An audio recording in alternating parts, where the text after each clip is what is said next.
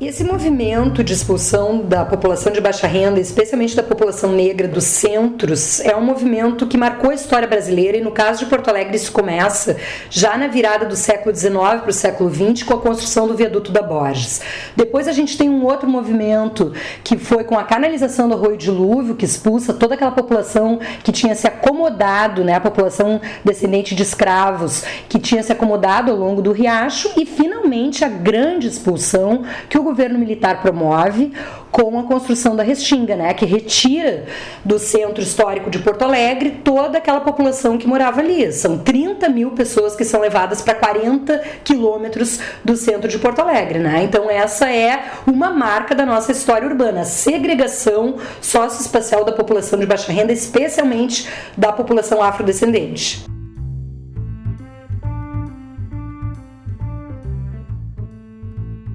As ocupações têm sido aqui em Porto Alegre uma forma muito importante de protagonismo, né, do movimento popular na própria denúncia do não cumprimento da função social da propriedade de muitos imóveis no centro histórico de Porto Alegre. A gente já teve, né, antecedentes com a Saraí, com a 20 de novembro, que são ocupações que foram muito importantes. No caso da Lanceiros Negros, a gente tem todo um simbolismo, né? Nós estamos no centro de Porto Alegre, em um imóvel público que, mais do que isso, estava abandonado há 10 anos, o que é um escândalo, considerando os números que a gente tem de déficit habitacional no Brasil e especialmente em Porto Alegre, e também o fato de ser um imóvel público, né? É na verdade uma contradição, né? Essa questão, porque o poder público está no atual momento fazendo uma série de privatizações e, ao mesmo tempo, um imóvel está ali abandonado no centro, o Lanceiros vai lá, dá uma função social para o imóvel, de fins de moradia, né, para fins de moradia, e acaba sendo despejado, né? Então é uma coisa completamente contraditória e inadmissível, né, em qualquer perspectiva jurídica que você analise, inclusive do direito internacional dos direitos humanos.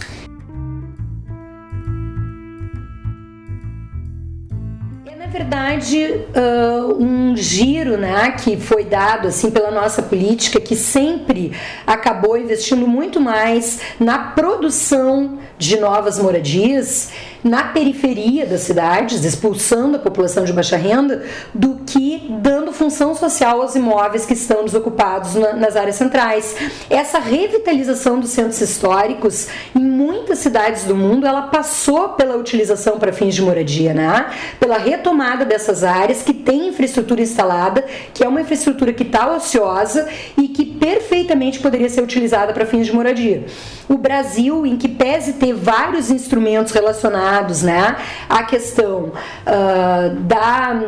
vamos dizer assim, do constrangimento, da coação dos proprietários privados para que deem a esses imóveis uma adequada função social, ele nunca apostou nessa alternativa, né? Existe toda uma blindagem em relação ao direito de propriedade que acaba deixando os centros abandonados, né? E nesse sentido, a ação dos movimentos sociais em Porto Alegre, no Brasil inteiro, em São Paulo, com essas ocupações, ela tem um papel pedagógico, jurídico, político muito importante.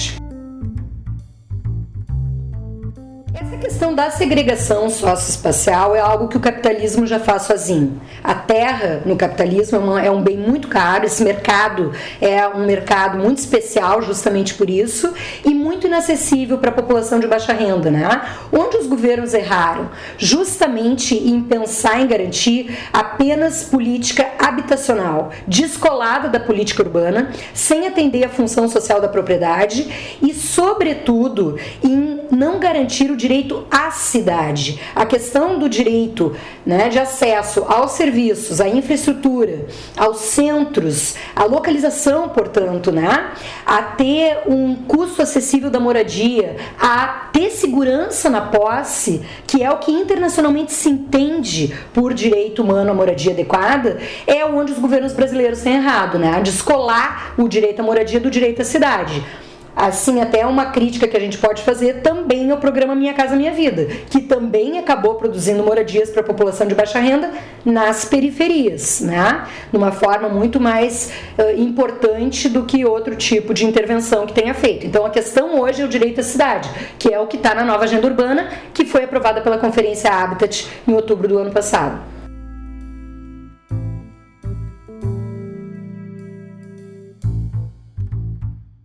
Em relação ao tema da regularização fundiária, ele seria uma política chave, na verdade foi a política eleita pela Constituição de 88 para resolver a questão da moradia e do direito à cidade no Brasil. A regularização fundiária, ela procura justamente valorizar o esforço de gerações de uma mesma família para construir um habitat nas cidades e ter ali segurança da posse. Ela procura garantir titulação, mas também uma proteção urbanística com a figura, por exemplo, de uma zona especial de interesse social no plano diretor, né, que permita que essa população possa permanecer ali depois da regularização e dotar essa área de infraestrutura e serviços, né, portanto, integrar essas populações à cidade. Essa é uma questão que foi totalmente abandonada no Brasil e não é de agora, né? Na verdade, com o advento do programa Minha Casa Minha Vida, a política da regularização fundiária passa a receber muito menos recursos no Brasil.